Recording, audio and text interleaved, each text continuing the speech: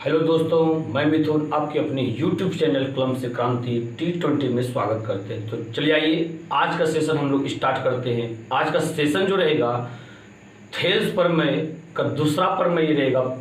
पहला प्रमेय हम पिछले वीडियो में बता चुके हैं।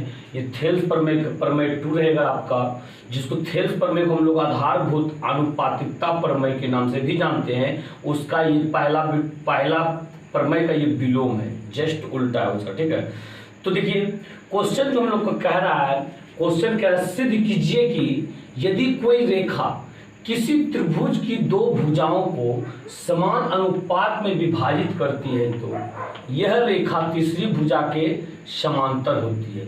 तीसरी भुजा क्या होती है? समांतर होती है। तो इसके लिए सबसे पहला नंबर हम लोग क्या करते हैं, क्या सिद्ध कीजिए यदि कोई रेखा किसी त्रिभुज का बात कर रहा है तो सबसे पहला नंबर हम लोग एक त्रिभुज बना लेंगे।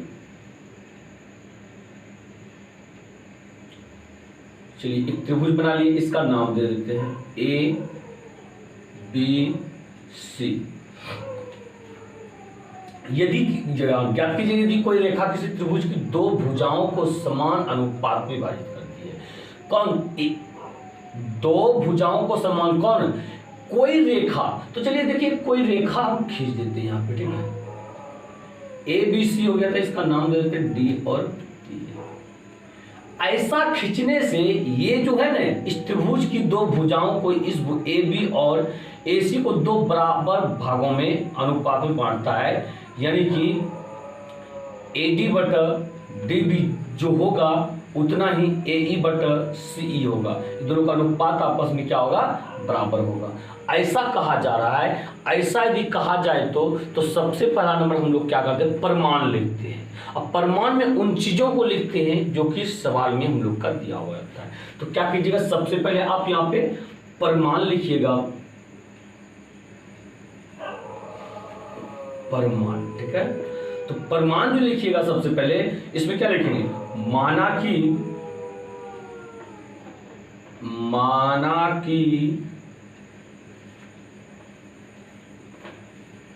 रेखा डीई कोमा त्रिभुज ए बी सी की भुजा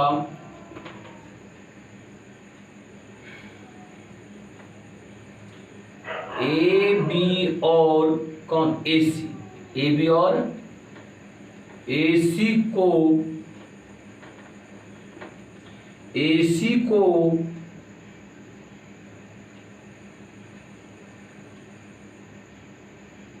लिखिए ए बी और ए सी से क्रमशः डी और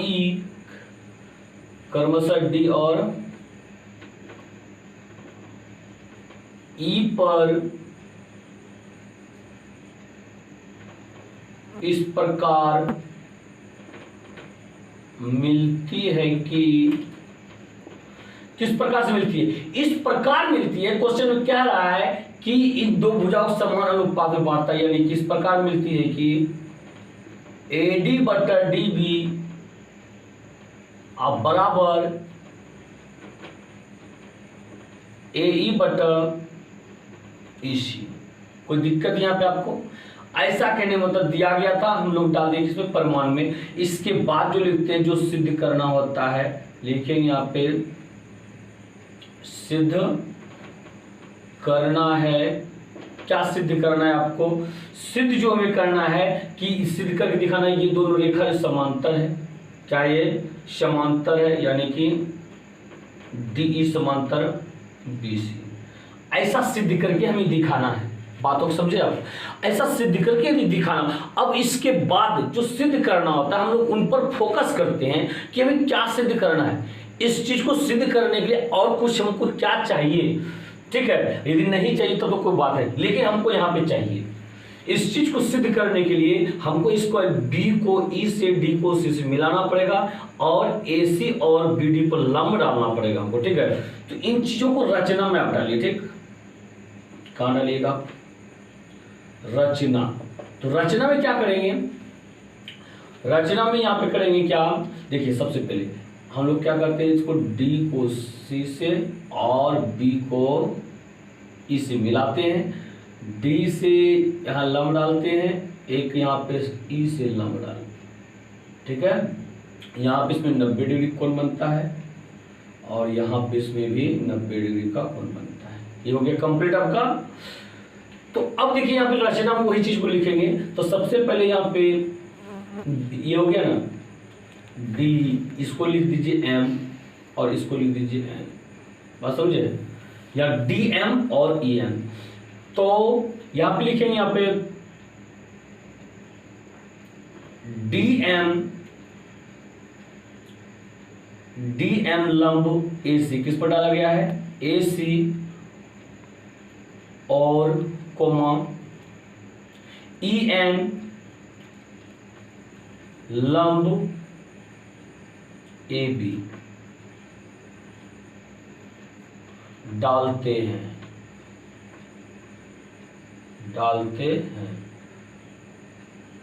और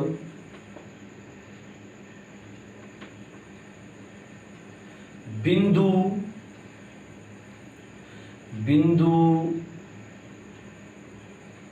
बी को ई से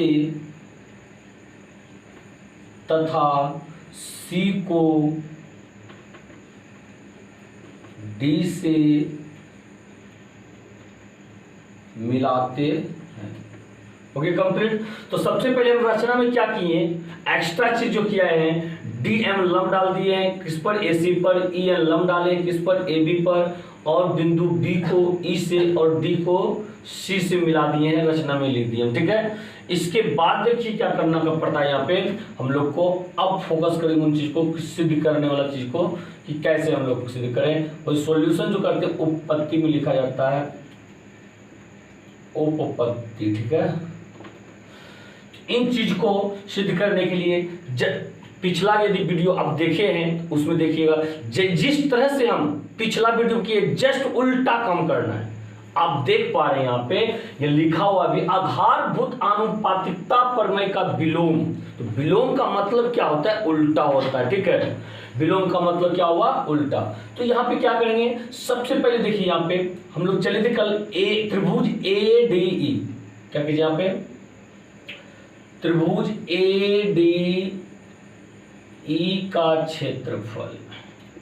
तो बताइए क्या होगा, ये होता है हाफ इंटू आधार गुना ऊंचाई। हम चलेंगे पहले बायां साइड से, आधार बताइए इसका क्या है, एडी है ना, क्या है यहाँ पे एडी, और ऊंचाई क्या है, इस पर डाला गया लंब यानी कि ई एन, ठीक है। इसके बाद चलेंगे फिर त्रिभुज, नीचे चलिए डीबीई, क्या चाहिए, डीबीई का क्षेत्रफल, ठीक है। तो बताइए यहाँ पे डीबीई का क्षेत्रफल जब निकालेंगे, इसमें भी तो आधार हाफ इंटू आधार गुना ऊंचाई होगा। तो देखिए हाफ इंटू आधार इसका क्या हो जाएगा, बीडी हो जाएगा। क्या हो जाएगा, बीडी बोलिए या डीबी बोलिए, आधार गुना ऊंचाई। तो बताइए ऊंचाई क्या होगा, इस पर डाला गया लंब यानी कि ये भी ई एन होगा, ई एन होगा, कंप्लीट। अब लिखेंगे इसलिए त्रिभुज ए डी ई का क्षेत्रफल अब बटा में त्रिभुज डी बी ई का क्षेत्रफल, ठीक है। तो इसका क्षेत्रफल आप ऊपर, इसका क्षेत्रफल नीचे रखिए। देखिए यहाँ पे इसका क्षेत्रफल कितना, हाफ इंटू ए डी गुना ई एन, और इसका क्षेत्रफल नीचे रखिए आप हाफ इंटू डी बी गुना ई एन। बताइए ई एन से ई एन खत्म, हाफ से हाफ खत्म, तो क्या बच गया यहाँ पे, इसलिए त्रिभुज ए डी ई का क्षेत्रफल बटा में त्रिभुज डी बी ई का क्षेत्रफल अब बराबर ए डी बटा डी बी। समीकरण फर्स्ट हो गई आपका। ये क्या हो गया आपका समीकरण फर्स्ट हो गया। आप चीजों को समझते हुए चले आगे। देखिए इसके बाद क्या करते हैं, जो काम हम लोग बायां साइड से भी किए हैं जस्ट उस वही काम करेंगे, किधर से इस बार दाहिना साइड से लेकर के करेंगे, क्योंकि आरएचएस को इसका देख रहे हैं दाहिना साइड से रिलेटेड चीज दिया गया, दाहिना साइड तो हम लोग को जाना ही पड़ेगा। तो चलते हैं फिर पुनः त्रिभुज एडीई का क्षेत्रफल, त्रिभुज एडीई का क्षेत्रफल तो निकालिए आप, फिर से वही होगा हाफ इंटू आधार गुना ऊंचाई। अब पर इस बार जो होगा आधार, आप दाहिना साइड से आधार लीजिए, कौन सा एई हो जाएगा आधार, क्या हो जाएगा एई। अब गुना ऊंचाई, ऊंचाई का मतलब क्या होगा एसी पर डाला गया लंब, एसी पर डाला गया लंब क्या है डीएम है। क्या आप इन चीजों को समझ पा रहे हैं? अब देखिए यहाँ पे फिर किसका क्षेत्रफल, नीचे वाले का क्षेत्रफल निकालिए। त्रिभुज डीसीई का क्षेत्रफल, त्रिभुज डीसीई का क्षेत्रफल। तो देखिए आपको यहाँ पे यदि फैसला नहीं ले पाते, एक चीज ध्यान रखिएगा, यहाँ जो ये आधार है ना, देखिएगा एक ही आधार पर कौन दो ऐसा त्रिभुज बना हुआ, इधर भी और इधर भी, इधर भी और इधर भी। जैसे देखिए ये हम आधार लिए, ये आधार लिए ना, हम आधार लेंगे, जैसे मान लीजिए इस आधार पे जो एक त्रिभुज ये बना हुआ है मेरा, बात समझे, एक इसी पर है, देखिए मेरा ये बना हुआ है ना, मतलब पता चल गया ना कि दोनों का आधार सेम है, वही पता यहाँ चल रहा है कि ये आधार सेम है ना, एक ही आधार में दोनों त्रिभुज लेना है। अब देखिए डी सी लिए एक यही आधार इसका है ना, बातों को समझे, इस तरह की चीज को लेना है आपको। का क्षेत्रफल जो हो जाएगा ये फिर से हाफ इंटू आधार गुना ऊंचाई, आधार गुना ऊंचाई तो हम लोग इधर से लेंगे, आधार पर बताएंगे, हम किसी भी चीज को लंब को आधार आधार को उस दोनों को उलट पुलट करके ले सकते हैं। तो देखिए यहाँ पे आधार इसका क्या हो जाएगा ईसी हो जाएगा, क्या हो जाएगा, यदि ईसी आधार लेंगे तो इसके अनुसार से ऊंचाई क्या होगा एसी पर डाला गया लंब होगा, यानी कि डीएम होगा, क्या होगा डीएम। कोई दिक्कत आपको, कोई समस्या? तो इसलिए यहां निकालिए अब क्या, इसलिए त्रिभुज एडीई का क्षेत्रफल बटा त्रिभुज डीसीई का क्षेत्रफल हो गया कंप्लीट। तो इसका क्षेत्रफल, इसका क्षेत्रफल ऊपर रखिए, हाफ इंटू एई गुना डीएम अब बटा हाफ इंटू ईसी गुना डीएम। ये कंप्लीट हुआ आपका, डीएम से डीएम खत्म, हाफ से हाफ खत्म, तो इसलिए क्या बच जाए यहाँ पे त्रिभुज एडीई का क्षेत्रफल बटा त्रिभुज डीसीई का क्षेत्रफल ना, तो बराबर क्या बचा यहाँ पे एई बटा ईसी, एई बटा ईसी। ये हो गया कि आपका समीकरण सेकंड हो गया, ये समीकरण सेकंड हो गया। इसके बाद आप इन चीजों को उतारिए, जगह कम पड़ गया हमको, हम थोड़ी तरह से मिटाते हैं और उसके बाद फिर आपको बताया जाएगा। तो हम इन चीजों को देखिए इधर कर रहे, थोड़ा सा मिटा रहे इस चीज को, ठीक है, क्वेश्चन में मिटा दे तब आप लोग को कोई दिक्कत तो नहीं होनी चाहिए ना। तो चलिए क्वेश्चन भी हम इधर से मिटा देते हैं।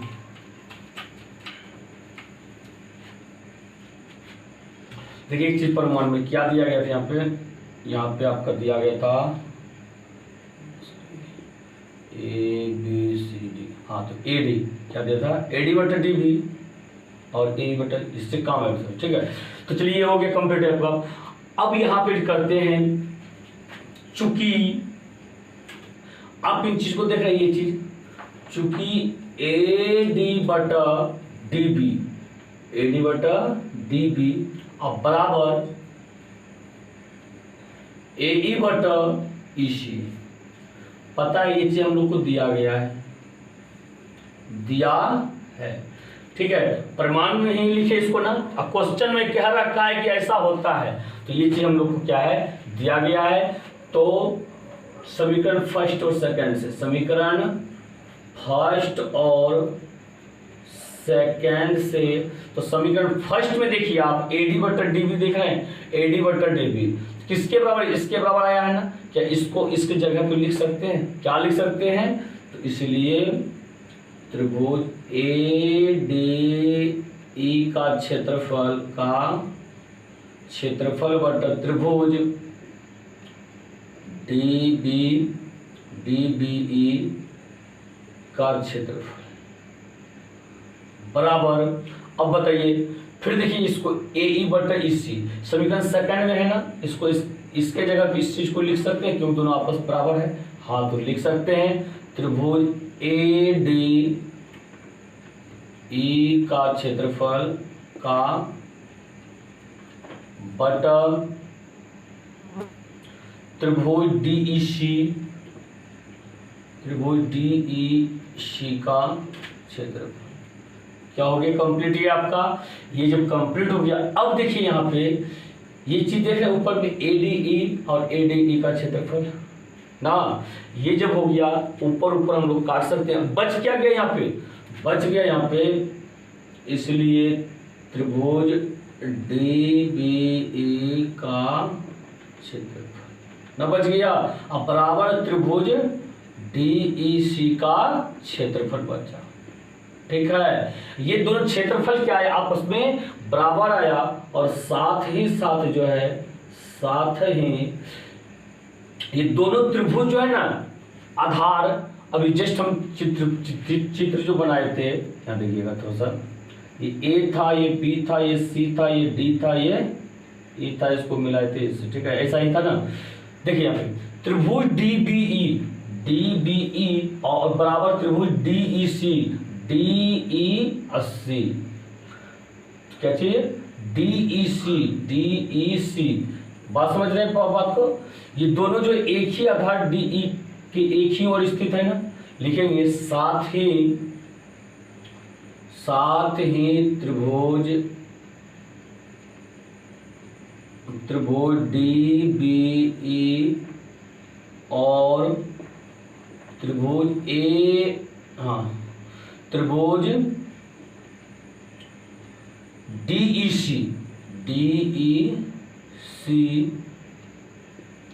एक ही आधार, उसका आधार वो कौन सा है? DE के एक ही ओर स्थित है। बात समझे? अब देखिए यहाँ पे क्या होता है, एक चीज बता देते हैं। जब कोई दो त्रिभुज एक ही आधार के एक ही ओर स्थित हो तो उसका क्षेत्रफल पहला नंबर तो बराबर होता है। क्या होता है? बराबर होता है। दूसरा चीज क्या है कि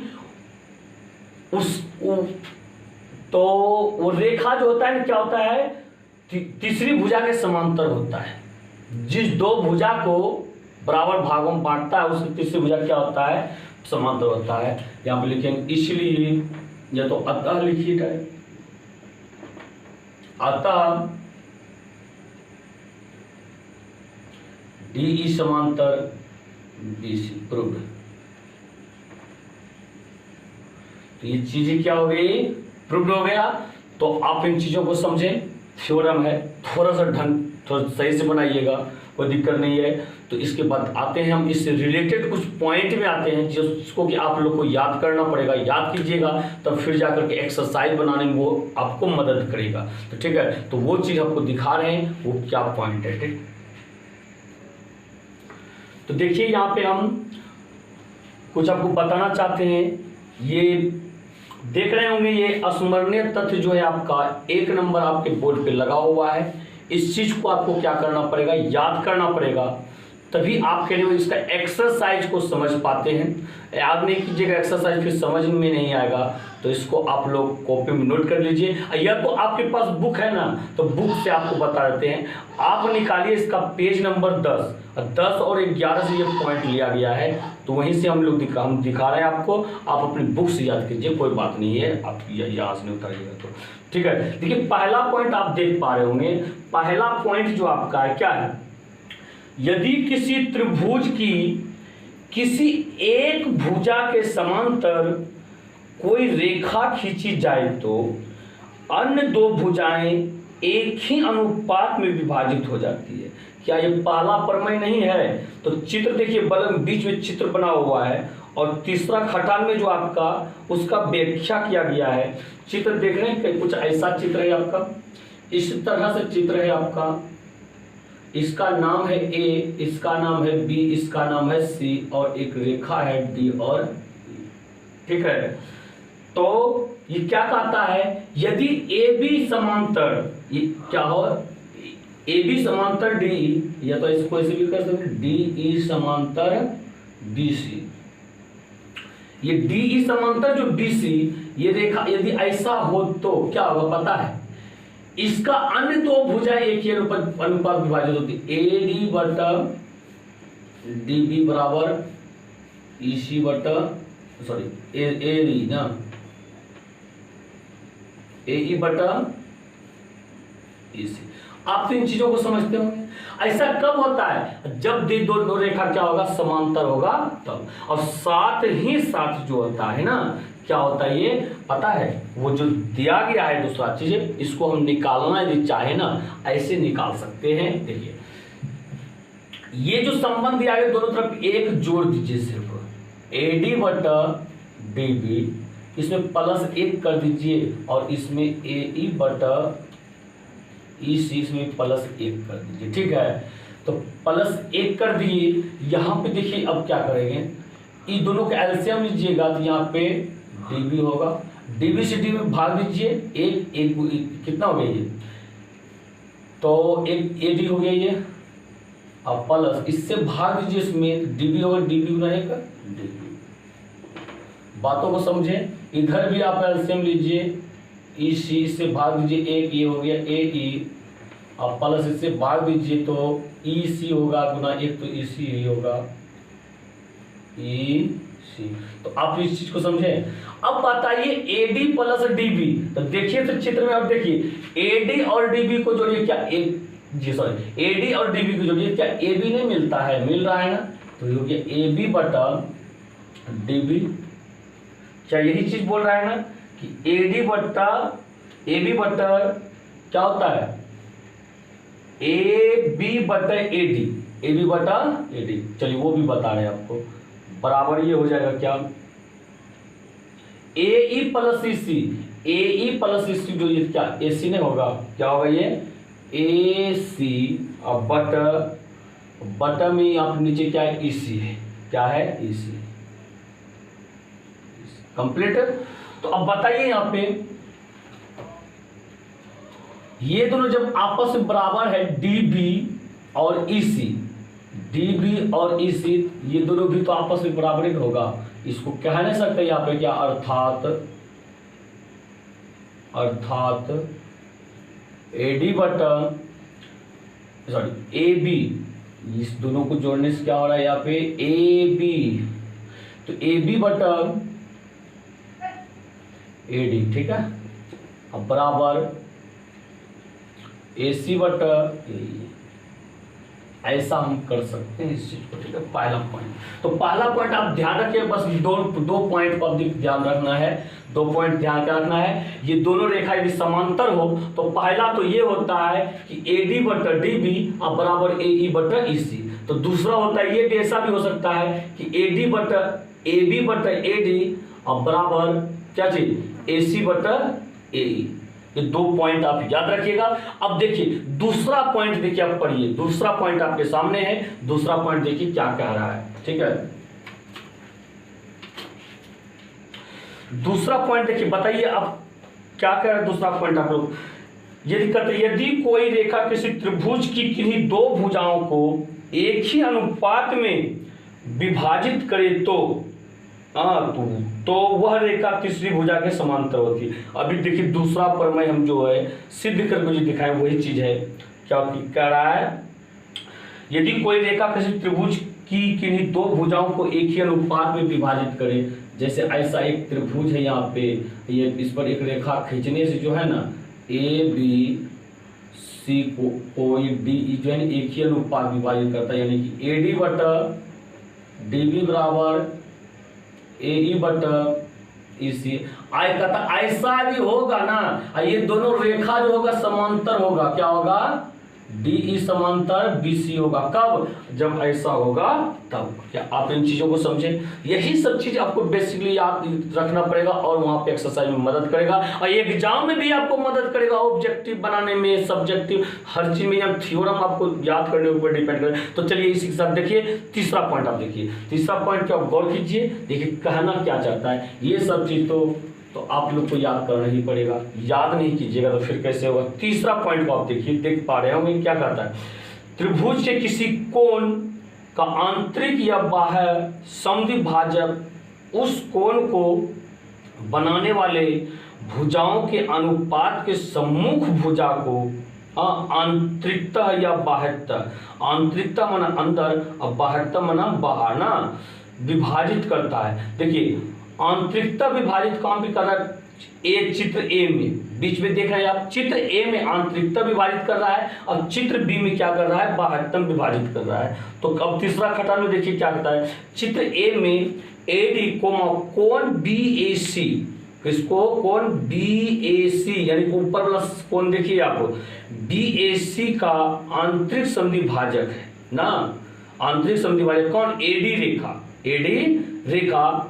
तो AB बटा AC बराबर BD बटा DC, BD बटा DC, ये अनुपात क्या होता है, आपस में बराबर होता है। आप इन चीज़ों को याद रखिएगा, आप उस चीज़ को अंडरलाइन कर लीजिएगा। हमको याद क्या करना है, आपको याद यही करना है कि यदि आंतरिकता विभाजित इस प्रकार चित्र के अनुसार से हो तो क्या होगा, AD बटा AC बराबर BD बटा DC हो। यही सूत्र का अप्लाई करेंगे हम लोग।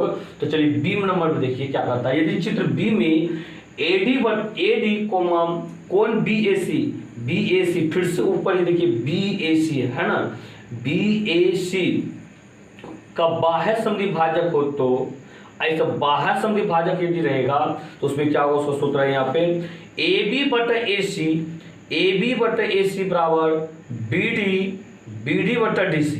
BD बटा DC, बात समझे आप, BD बटा DC। तो इन चीज़ों को आप याद कीजिएगा। तो देखिएगा यहाँ पे, अब आइए किसमें, चौथा पॉइंट में, 4 नंबर पॉइंट। तो आप घबराइएगा नहीं, मेरा फोटो नहीं दिख पा रहा होगा, आप समझने का प्रयास कीजिए, वहाँ पे समझिए, पढ़िए उस चीज़ को, हम मेरा वॉइस सुनिए, आवाज़ सुनिए, हम क्या कहना चाहते हैं, एक एक गौर करके देखिए, सब चीज़ समझ में आएगा। ठीक है, तो देखिए 4 नंबर पॉइंट क्या कहना चाहता है, आपको हम समझा रहे हैं। कहता यदि किसी त्रिभुज के आधार को आंतरिकता या बाह्यता ऐसे दो हिस्सों में बांटा जाए कि उनका अनुपात त्रिभुज की शेष दो भुजाओं के अनुपात के बराबर हो तो विभाजन बिंदु तथा शीर्ष बिंदु को मिलाने वाली रेखा शीर्ष कोण को आंतरिकता या बाह्य रूप में समद्विभाजित करती है। बाह्य रूप में क्या करती है, समद्विभाजित करती है। तो देखिए चीजों को समझिए, ये चित्र देख रहे हैं ए नंबर में, चित्र में क्या करते हैं, चित्र ए में त्रिभुज ABC के आधार BC को AD जो है ना आंतरिकता तथा चित्र B में बाह्यता ऐसे दो हिस्सों में बांटते हैं कि कैसा हो जाता है बताइए। तो जस्ट ये तीसरा का विलोम है, BD बटा DC, ये क्या होता है, BD बटा DC बराबर AB बटा AC, ऐसा होता है। ठीक है, तो AD कोण BAC का चित्र ए में क्या करता है, आंतरिकता और चित्र बी में बाह्यता विभाजित करता है। तो जस्ट उसका ये विलोम है ना, तो विलोम का मतलब ये हुआ, पहला में कहता था कि बाह्यता या आंतरिकता विभाजित हो तो ऐसा होगा सूत्र, अभी कहता सूत्र दे दिया गया, कहता ऐसा यदि होगा ना तो वो त्रिभुज जो है ना आंतरिकता या बाह्यता विभाजित करेगा। तो इन चीजों को आप ध्यान रखिए, ध्यान क्या रखिएगा। तो चलिए आइए आते हैं अब यहाँ 5 नंबर में। हम 5 नंबर पॉइंट देखिए, आप देख पा रहे होंगे 5 नंबर पॉइंट देखिए, आप क्या देख पा रहे हैं, क्या उन चीजों को समझ पा रहे हैं, पढ़ने का प्रयास कीजिए उस चीज को। कहा रहा यदि किसी त्रिभुज के एक कोण की समद्विभाजक रेखा उसकी मध्यिका हो तो वह त्रिभुज समद्विबाहु होगा। वह त्रिभुज क्या होगा, आपका समद्विबाहु होगा। इन चीजों को देखिए थोड़ा सा, कहता है यहाँ पे एक त्रिभुज है, ठीक है, एक ये त्रिभुज है। कहता यदि किसी त्रिभुज की एक कोण की समद्विभाजक, जैसे एक इसका नाम A है, ये B है, ये C है, ये रेखा है, किससे कोण A को समद्विभाजित कर रहा है। ये जितना कोण ये है उतना ही कोण क्या है, ये है। ठीक है, एक कोण की संधि भाजक रेखा उसकी मध्यिका हो तो, मध्यिका मतलब ये जो बीसी रेखा है ना, इसको इसने एडी ने दो बराबर हिस्सों में बांटा हो। क्या हो, दो बराबर हिस्सों में बांटा हो। हाँ, तो वह त्रिभुज क्या होगा, समद्विभाग, हाँ समद्विबाहु त्रिभुज होगा। क्या होगा, वो त्रिभुज समद्विबाहु त्रिभुज होगा। बातों को आप समझे तो, यानी कि समद्विबाहु त्रिभुज में क्या जानते हैं हम लोग, समद्विबाहु त्रिभुज में जानते हैं हम लोग क्या, ऐसा जानते हैं। तो सबसे पहला नंबर क्या, आधार पर का कोण समान होता है। आधार पर का कोण क्या होता है, समान होता है।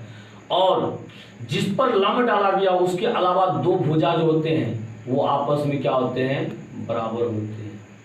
और जिस पर लंब डाला गया हो, दो भाग में जो बढ़ता है वो दोनों भाग भी आपस में क्या होता है, बराबर होता है। वही चीज बगल में दिया गया है आपका, क्या करता है, यदि BD बराबर DC, BD बराबर DC ऐसा हो तो, हाँ कोण BAD बराबर कोण क्या करता है, कोण CAD। अभी देखिए सिंबल दिखा चुके हैं यहाँ पे एंगल को कि दोनों बराबर होगा। और साथ ही AB बराबर AC, ये भी दिखा चुके हैं आपको। बातों को समझे आप।